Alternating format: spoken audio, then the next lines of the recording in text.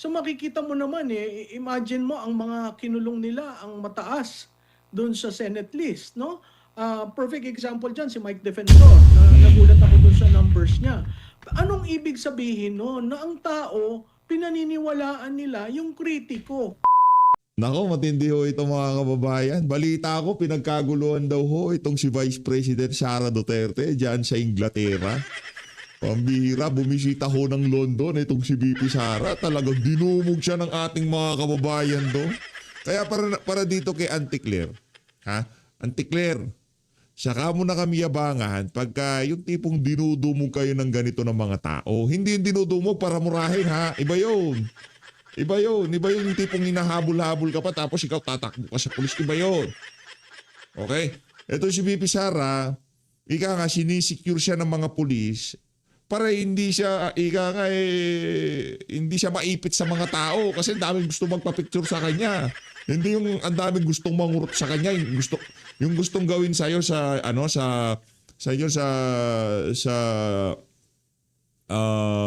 Canada. Panuurin mo to, Auntie Claire. Pero bago yan, isang like at isang subscribe.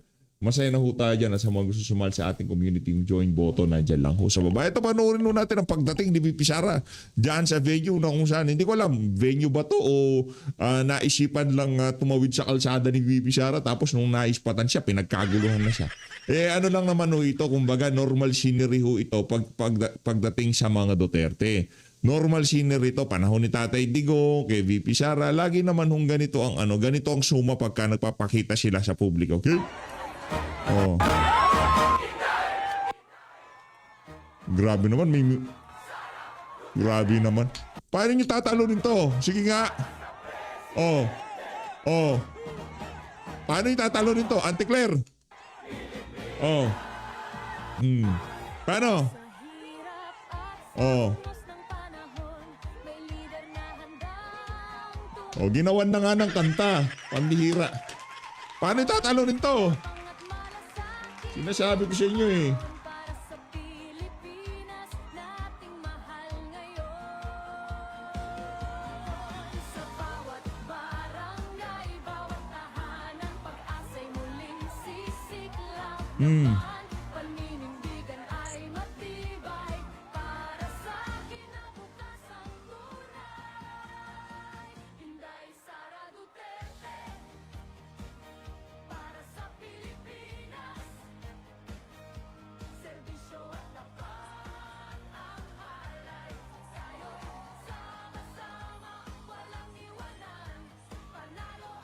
Grabe naman yan. Palakpakan muna natin ang ating mga kababayan na talagang naglaan ng oras para ika nga daw pang panel si VP Sara. Ang tanong, bakit ganito? Ba't may ganitong scenery sa mga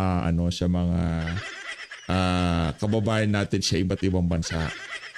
Kasi naiintindihan ng sambayan ng Pilipino yung paninira kay VP Sara hindi totoo. Yung grape threat, ano to ko? Ang tanong nga dito, ayaw ko na merong mangyari kay Marcos Jr. Ayaw na araw ng Linggo ngayon. Huwag tayo na magnasya ng sakit o kung ano mang di maganda sa mga kapwa-tao natin, ha? Ito lang ang tanong dyan, kung may mangyari ba kay Marcos Jr., merong malulungkot na Pilipino? Siguro yung mga trolls at Italianista, yung mga bayarang vlogger nila, malulungkot kasi matatapos na yung 3-digit, 7-digit nilang balato sa mga maletagang, di ba? Meron bang malulungkot maliban sa kanila? Yung mga ordinaryong movie rider, yung mga ordinaryong mga na-hold up sa kalsada, malulungkot ba sila pagka nawala tong administration na to? Yun ang tanong dyan.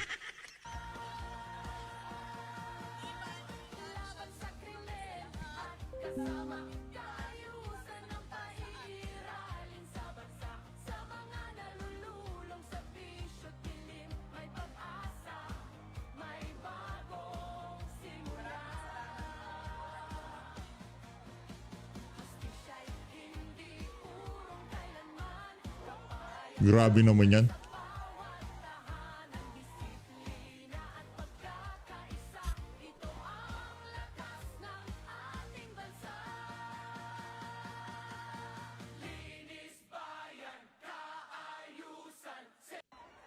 Sara Duterte, oh.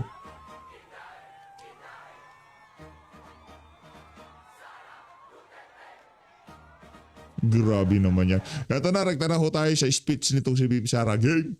At pakikiramay sa lahat ng mga kababayan natin doon sa Pilipinas na dumadaan sa hirap, may sakit, at mga biktima ng iba't ibang kalamidad na dumadaan taon-taon sa ating bayan. Tayo ay nakikiramay sa kanila at kailangan ipaabot natin ang ating moral support, kundi man financial support sa lahat ng mga biktima ng sakuna sa ating bayan.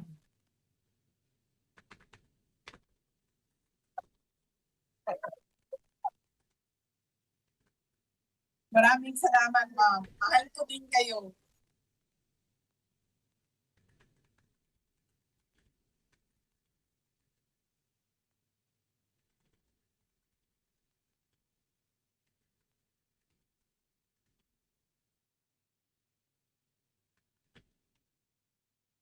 Unahin ko, mga pagpapasalamat. Una, ang pagpapasalamat natin sa Diyos kay Allah para sa araw na ito na ibinigay niya sa atin para magtipon-tipon.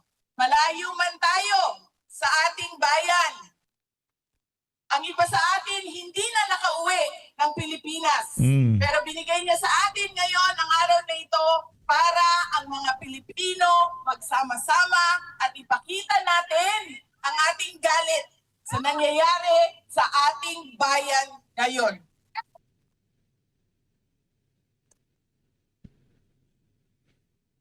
Ang susunod na pagpapasalamat ay siyempre ang pagpapasalamat natin sa organizers natin at sa mga volunteers natin. Dahil kung hindi dahil sa kanilang preparation, sa kanilang organization, sa kanilang sistema, ay hindi natin magagawa ang ating programa ngayong hapon na ito. Kaya maraming salamat po sa itaas ang kamay mga volunteers, mga organizers. Maraming salamat sa inyo.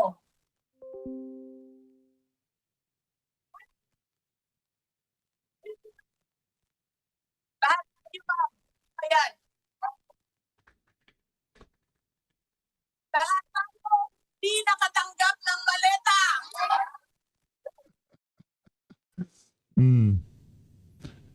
Nagpapasalamat tayo Sinusubukan ko ang lakasan, syempre, sa local Yan, government malakas na. unit ng London at Grabe, sa oh. UK government dahil pinayagan nila tayo. Shoutout kay Sir Malcolm ha. Yan, sigurado nandiyan si Sir Malcolm. No? Ano yun, in 2016 pa lang talagang talagang masugid ng taga-suporta ni Tatay Digong yung si Sir Malcolm. Ano yan, taga-UK yung si Sir Malcolm eh. Shoutout, kudos sa kanya, kudos. Malamang sa malamang ha. Malamang sa malamang. Isa siya sa mga organizer dyan. O di naman kaya isa siya sa mga tumulong para maisa katuparan. Yaang napakalaking pagtitipon ha. Meet and greet na ni VP Sara. Na magtipon-tipon ngayong hapon na ito. Ang susunod na pagpapasalamat ay mula sa akin para sa inyong lahat. Marami ang nagbiyahe sa iba't iba at malalayong lugar ng United Kingdom. Maraming salamat. 4 na oras, 5 oras, 6 na oras na pagbabiyahe para lang makaabot dito ngayon. Meron ang nawala sa trabaho, nag-undertime, nag-absent, nawala ng trabaho dahil hindi pumasok,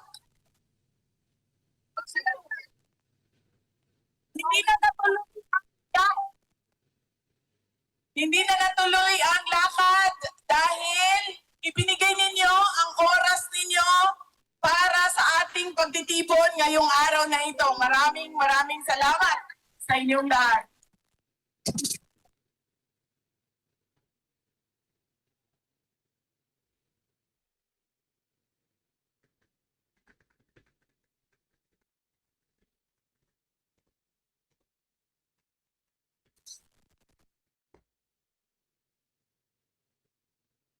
Parang na-hurt, nasasaktan kapag sinabi na bayad sila o bayaran sila o binayaran sila para pumunta dito. Pero babayaran ko kayo mamaya ng picture. Yo! Pa-picture. Si VP Sara ganyan lang naman. Pa-picture lang naman yan eh. Yung picture na yan, walang priceless yan. Yan. Priceless. Ang susunod na pagpapasalamat ay mula po sa akin at sa aking mga kasamahan sa Office of the Vice President sa inyong patuloy na pagtitiwala at suporta sa amin.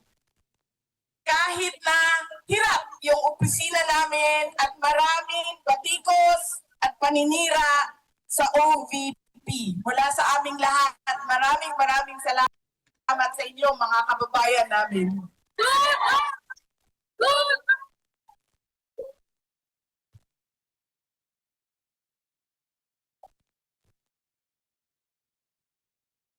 Susunod na pagpapasalamat, makikita ko po siya sa susunod na linggo. Mahal nating lahat at inaantay natin lahat ang kanyang paglabas at pag-uwi sa Pilipinas.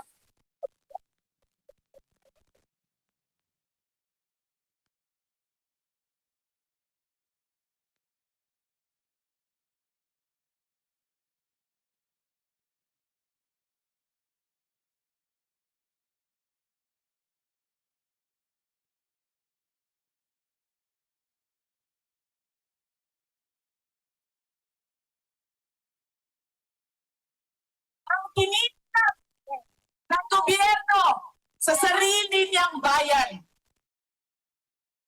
Lagi kapag kami ay nag-uusap, sinasabi niya na ipaabot sa inyong lahat ang kanyang pagpapasalamat, lalong-lalo na sa dasal ninyo na siya ay makabalik sa ating bayan. At ang kanyang pagpapasalamat sa patuloy ninyo na suporta sa kanya kahit hindi na siya Pangulo ng ating bayan. Dahil siya ang parating Pangulo ng ating mga puso. Pinapaabot niya lagi. Yes, ma'am. Hindi natin makakalimutan ang kanyang sakripisyo na ginawa para sa ating bayan. Pinapaabot niya ang pasalamat sa inyong lahat. Ang susunod na pagpapasalamat gikan sa amuang pamilya. Ang pamilya Duterte. Dako kaayo mi og utang nga kamubuton kaninyong tanan mga kaigsuonan namo sa higayon na ginahatag ninyo kanamo nga makaserbisyo sa ato ang nasod. Napakalaki ng utang na loob namin sa inyo mga na ibinibigay ninyo kaplingkod sa ating bayan. Pero ang lakas ng pamilya namin galing sa posisyon ng Davao. Dahil sobrang dami sa ating mga Pilipino ang merong iba't ibang posisyon. Barangay Kapitan, Purok Chairman, Konsehal, mga buhaya, Mayor, Governor. Sobrang dami ng merong posisyon. Hindi galing sa apelido. Dahil lahat naman tayo may pangalan, may apelido. Ang totoong lakas namin ay galing sa inyo. Nakikita ninyo ito? Ang pagtitipon natin ngayong hapon na ito ang lakas ng aming pamilya. Kaya magpapasalamat kami sa inyong lahat dahil hindi ninyo kami iniiwan. Noong hindi pa Pangulo si President Duterte, nandiyan na yung suporta ninyo. Nung naging Pangulo siya, buong-buo ang suporta ng taong bayan. At ngayon, na walang-wala yung pamilya namin, ay nandyan pa rin kayo, mga kababayan. Maraming salamat sa inyong lahat. Daghang salamat kaninyong tanan. There you have it, ladies and gentlemen. Ito yung papalabas lang tayo ng ilang mga picture taking kay VP Sara. Yan, oh. Oh. Palabas lang ho tayo. Ayan, oh, grabe naman. Grabe naman yan. Picture taking, walang pambayad ng maleta si VP. Wala siyang datong. Wala siyang datong. Walang ganun si VP. Marami mga nasa Malacanang, mga magnanakaw yun. Pero si VP walang ganun, ha. Para sa mga pumunta, pagdamutan nyo na yung kayang ibigay sa inyo ni VP Sara na picture. Oh. Walang nga kayo. Kala nyo, ha, makakaisa kayo, ha. Ilang tao na gustong tanggalin ang ating mahal na vice-presidente sa posisyon. Pero ang boses ng masa, ang boses ng Pilipino. Tuloy natin habang nagpipicture-picture si VP Sara kay His Senator essence or Cayetano who ho he tayo. is. Sabi ko, nga no. So madalas po, whether mga ka-close ko, definitely family, sinisimulan ko sa either praise God or thank you Lord for who you are. Then kasunod. So Thank you, Lord. Thank you, Lord. Ko, I thank God for my mom or Kusilani. I thank God for my partner, my darling, my wife. No, shout out from Pampanga, Richie. Meron pong nation building talaga eh. 'Di ba? So kung makikita nyo po sa Biblia, maraming pagkakataon ang sinasabi po ay ang nation. Yan. So Lailani Amatiaga from Parang Maguindanao. God bless you. June Cañero, hello. Mesh TV. Ayan ulit ang Mesh TV. Joel Babatid watching from Sydney. Ayan. Tapos sabi ni Marietta Beltad, praying for you. Thank you po. Prayers are so important. Faith move mountains and prayers are effective. Okay, so idudugtong ko lang ha. So if you love your nation, you have to be updated. So tomorrow may SONA. Dun sa mga pro-Marcos, walang problema. Manood po tayo kasi pro-Marcos kayo.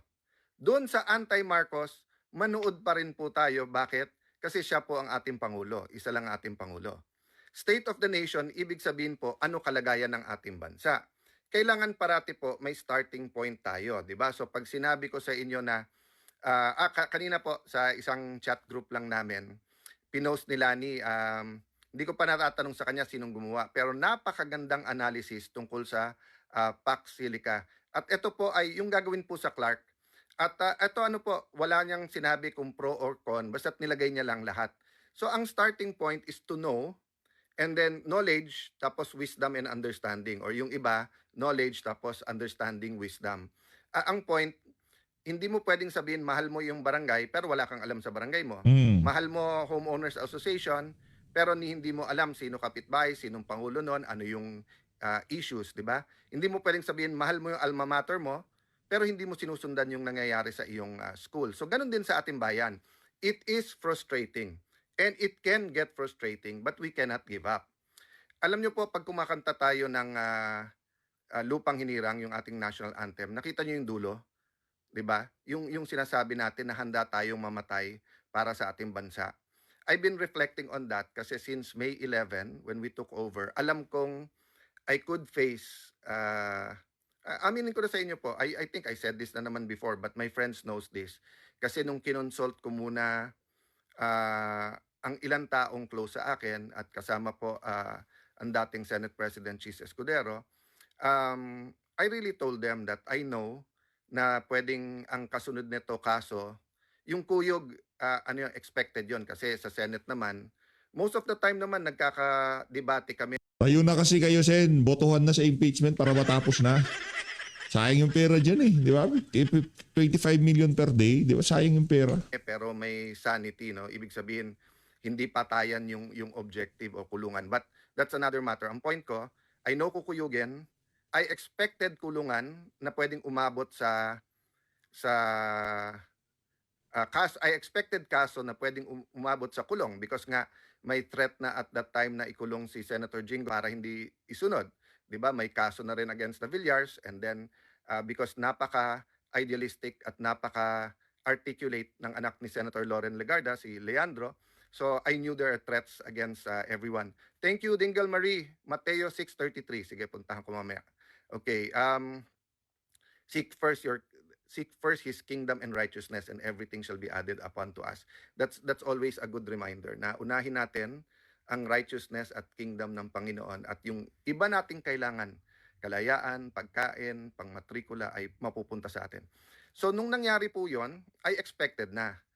Minsan lumalamig, minsan nag-heat up. Hindi ko po na-expect yung barilan nung May 13 dun po sa Senate.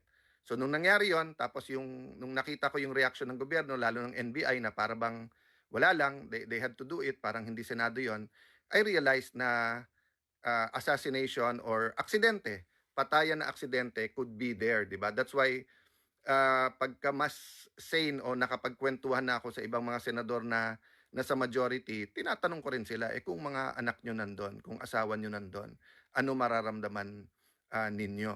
Nagpuputukan, nakakulong kayo sa nakita mo, mga media, kaibigan natin yung mga yan, kasama natin araw-araw, mga staff natin nandyan, yung mga police, marines na-assign lang sa atin. No? But the point I want to make today is not na ibalikan yon, but the point I want to make is that may cost ang lahat. Following Christ, may cost po yan. Speaking for the truth, may cost po yan. Kung taga-Clark ka, kung pro o anti ka, dun sa Paxili ka, kahit hindi ka taga-Clark, kahit hindi ka taga Pampanga at Tarlac, may cost po ang pumanig o lumaban, di ba? Siyempre, usually kapag ka-criminal syndicate, pagkakampi ka, yung marami kang reward. Pero yung cost nun is eventually crime does not pay. Ang problema, pag sa start, ikaw ang lumalaban, usually binabalik sa iyo yung investigasyon or inuusig ka rin because ayaw din nilang mabuko. No? I'm talking in general, wala akong tinutukoy na eksakto. We have to look at the general theory so that we can see how it's applied to our country. What's my point? May cost po. So, yung kasuhan ka, yung imbestigahan ka, yung unahin ka, yung wala ka sa radar, biglang ikaw na sa gitna, kasama sa cost yun. So, wag po nating kakantahin ang ating pambansang awitin o ang lupang hinirang at sabihin ang mamatay ng dahil sa iyo kung hindi tayo willing na magsakripisyo.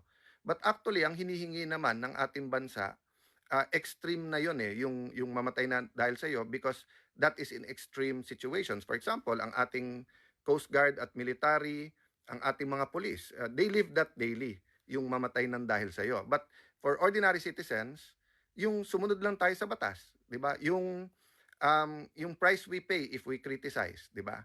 So babalik lang po ako doon sa SONA tomorrow. Turn naman po ng opposition magkontra SONA sa Tuesday.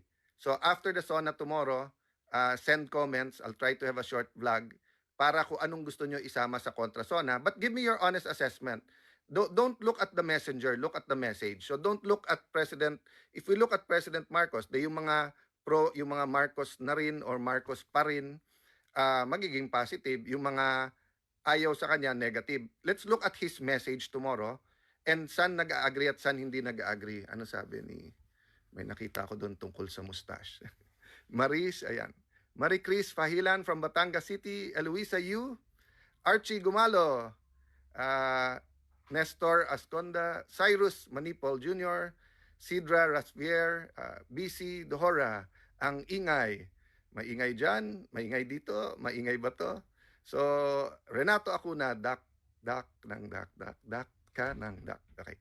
So guys, community itong Facebook natin, everyone's welcome. If you don't like what we're talking about, you can tune out unless you're may kontrata or you're paid to watch and comment. But Naiintindihan namin kayo para sa mga nagko-comment din dito sa PH Update. Hindi ko na nga kayo pinapansin eh. Di ba? Dumadami kayo. Nagmumpa na kayo mga minions. Nagmumultiply kayo. Mga walang iya kayo. Mga trolls pala. Hindi para... Pinalitan mo pa, trolls na nga eh. Di ba? Ang dami na ho nila dyan sa comment section. Pero hayaan nyo lang. Hindi ko na pinapansin yung mga yan. ano yan, kumbaga tinatarget ko talaga nila yung mga channel na nagbo-views, no? Dahil yung mga vlogger ng administrasyon, wala ho silang walang nanonood. Otherwise, ba't kung yung comment nyo kahit negative, basta't constructive, bakit po hindi? Kasi wala namang perfecto, di ba? Eh kaso agad nilang sasabihin dak yung tipong mga ganong ano, yung mga ganong litaye, napakawalang kwenta, kaya mas mainam ako dito sa PH Update Chen. Sabihin ko sa iyo, medyo matagal na rin naman tayo sa social media. Ang napag-aralan ko dito, pagka kahit nabasahin yung comment, hindi mo na binasa, aalis siya mga yan. Ano yan mga KSP yan mga kulang sa pansin. Maghahanap sila doon sa mga lugar na kung saan papansinin sila. Pagka pinansin sila, mission accomplished siya, mga walang yan. Mga walang yan. Kaya mas mainam na kahit i-acknowledge sa chat, huwag nang i-acknowledge. Kung doon pa lang sa comment nila kargado na aalis siyang mga yan. Kasi wala silang mapakitang resibo sa mga nagbabayad sa kanila na, oy, tingnan nyo to, si Cayetano, pinansin ako. Ganun yun. Kumbaga attendance yun. Kumbaga sa pumapasok sila sa trabaho pagka meron silang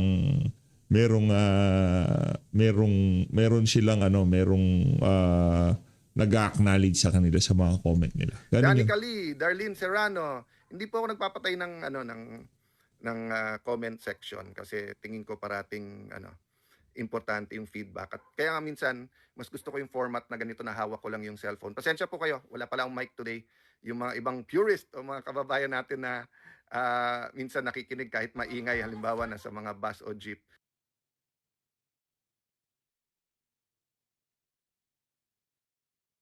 Segue na ho tayo dito kay Prof. Malutigia dyan sa interview niya dyan sa DZAR 1026 years. Grabe, no? From London, umuwi tayo ng Taguig. Tapos ngayon, nasa Makati tayo, dyan sa studio ng SMNI. Panoorin na ito mga kababayan. Estado na binigay ng taong bayan sa mga matataas na pinuno natin, both itong Pangulo natin at pangalawang Pangulo, at meron nga kayong sarili ninyo sa pahayag survey or sa Publicus Asia na talagang nangunguna.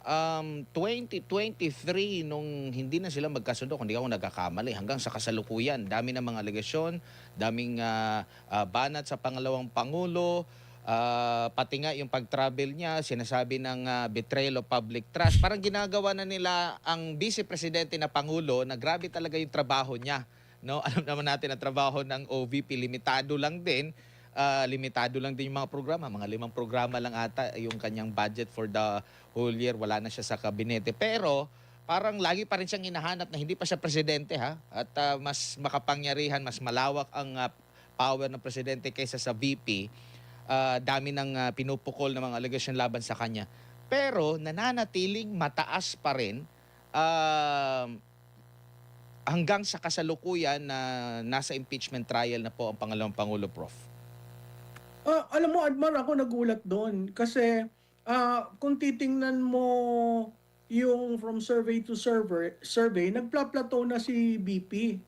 No? Nagpla-plateau siya in the sense na ang kanyang step increment either within the margin of error or outside yung basta plus or minus 3. Nandun lang siya. Paplato na. Stable pero plateauing. Ang nagulat ako yung mga iba. Kasi bumabagsak, merong isa negative 7%, merong isa negative 15%. So kung titingnan mo talaga, ang pinaka-stable sa mga ating pinuno, si BP Inday. At si Presidente, talagang pababa na ng pababa, nasa negative nasa negative na parte na, at napakahirap yun para itaas. Katulad dati, ang sinabi ko, ang pinakamahalaga. Sa tingin natin, no, pagka mag-start na eleksyon, yan, pataas yan. Kasi mula dun sa taas, nagpalato na, nitong si Prof. Malutigia.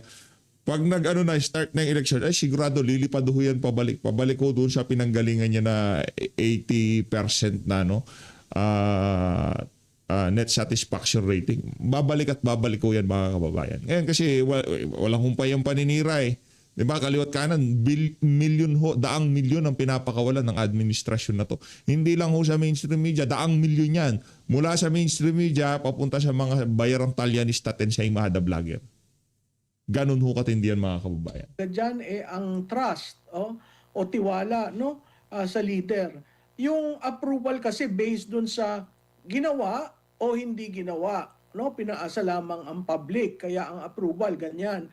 Pero yung pinagkakatiwalaan, yun ang pinakatelling kasi napakababa ng sa Pangulo, at kung ganong kababa, napakahirap mong maisakatuparan ang iyong mga plano in the remaining years of the administration.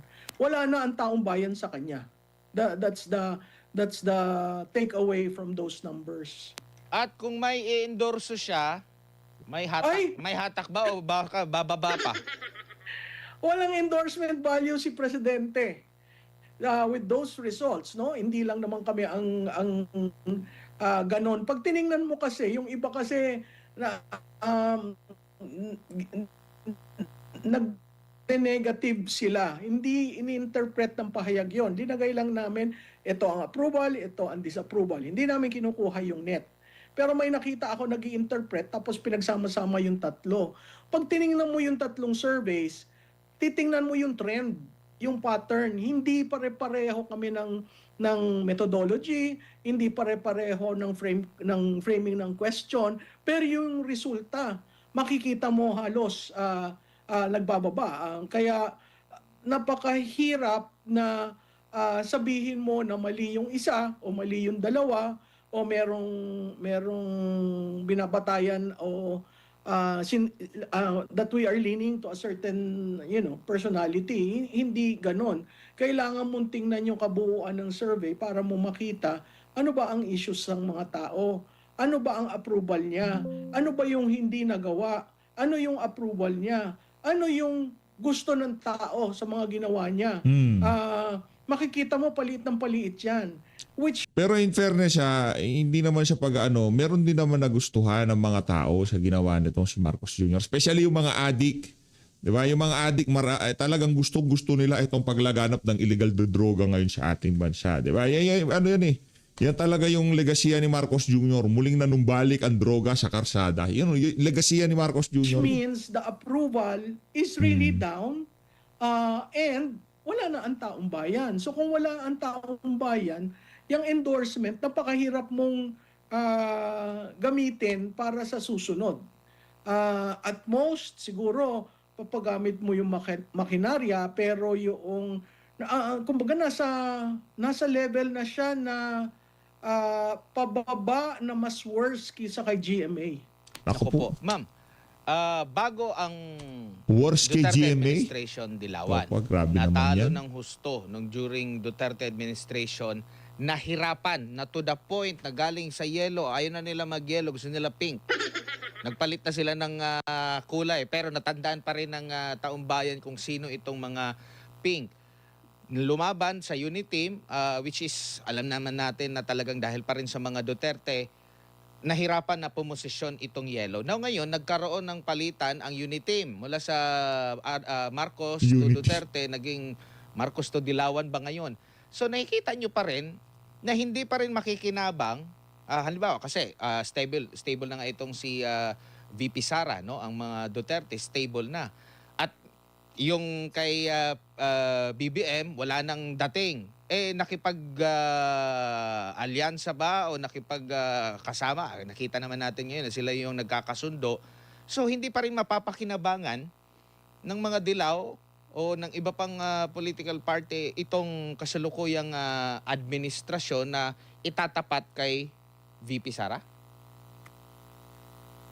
Oo, kasi ang unang-una kailangan mag-usap yung pink at dilawan kung sino talaga sa kanila.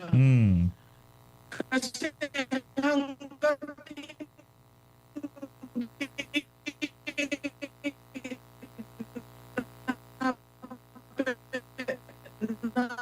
permanente, sino ba ang tatakbo sa kanila?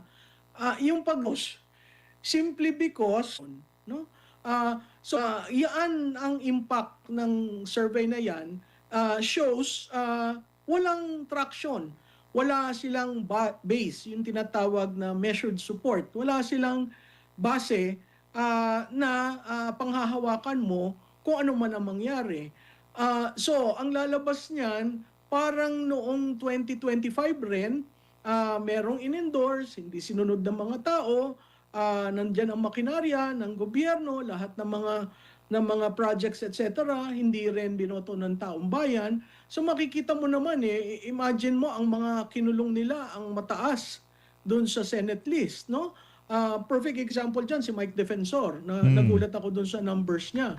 Anong ibig sabihin no? Na ang tao, pinaniniwalaan nila yung kritiko. Hindi nila pinaniniwalaan yung leader. So, interesting yan. Na ano ko na ho yan, hindi naman sa pag-aano, no, nakita na natin na yung pangalan ni former Congressman Mike Defensor, wala pang survey na naglabasan. Nakita na natin na talagang may isasali ang pangalan niya. Kasi maraming maghahanap dyan eh. Kahit hindi siya ilalagay ng mga survey firm. Paano yung sinasurvey nila, hinahanap? Teka, itong nasaan tong Defensor? Yung maingay. Asan yung Defensor? Diba? Hahanapin yan ng ating mga kababayan. Ngayon, pagka hinanap yan, talagang walang choice yung mga survey firm kung hindi isama siya.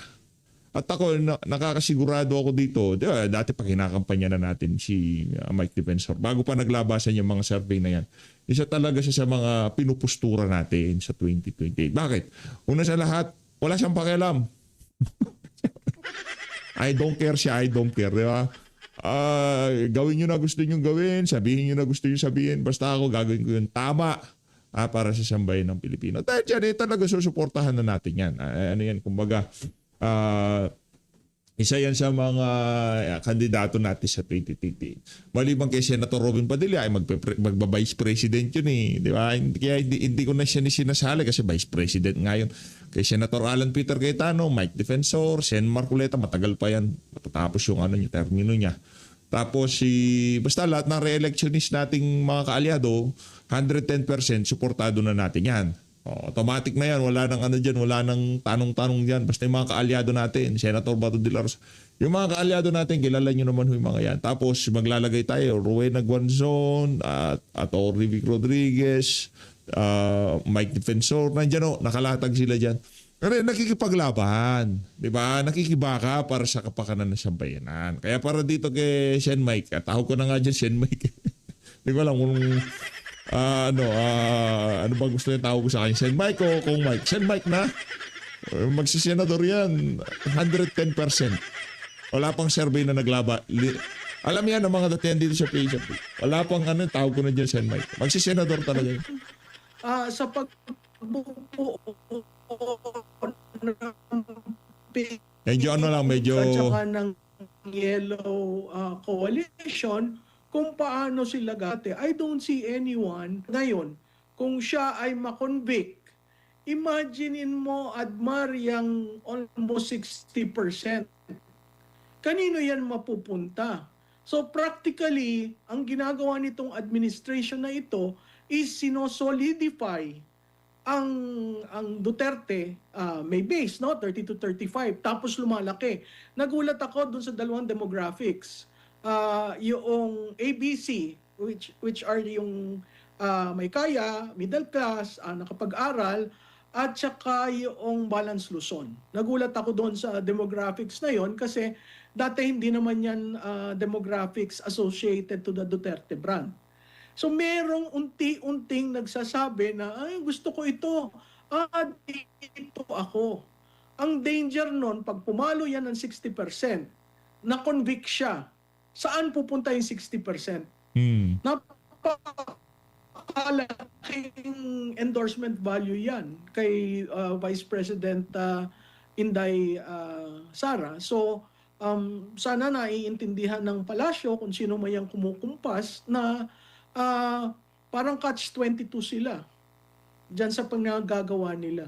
Opo, ma'am, may nakikita po ba kayong mas mabigat na katunggali? Kasi may mga paghahambing sa mga lumalabas na survey, napakalayo ni Risa, ang parang pinakamalapit, parang pinakamalapit kasi siya yung sa lahat ng mga katunggali ni BP Sara, siya lang yung pinakataas si Lenny, no? Kung pagbabatayan natin sa survey. Kumbaga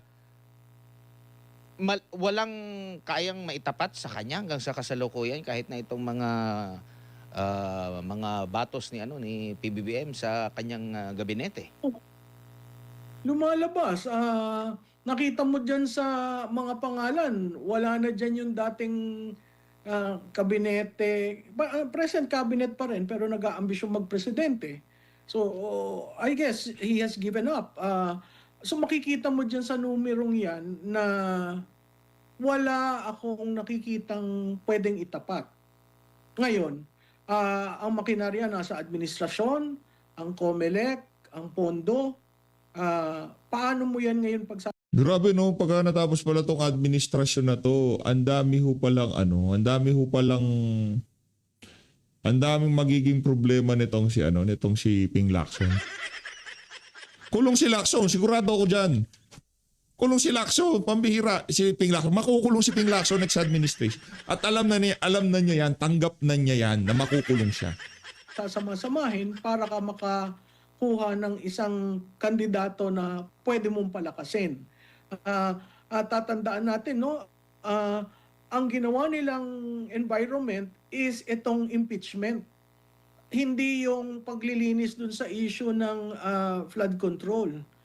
So, kung impeachment ang magiging terrain na magkocontrol sa 2028, sino ang pwedeng tumapat sa ginaganito na tao na si Vice Presidente Inday Sara? Mahirap naman sila magkomentaryo dyan.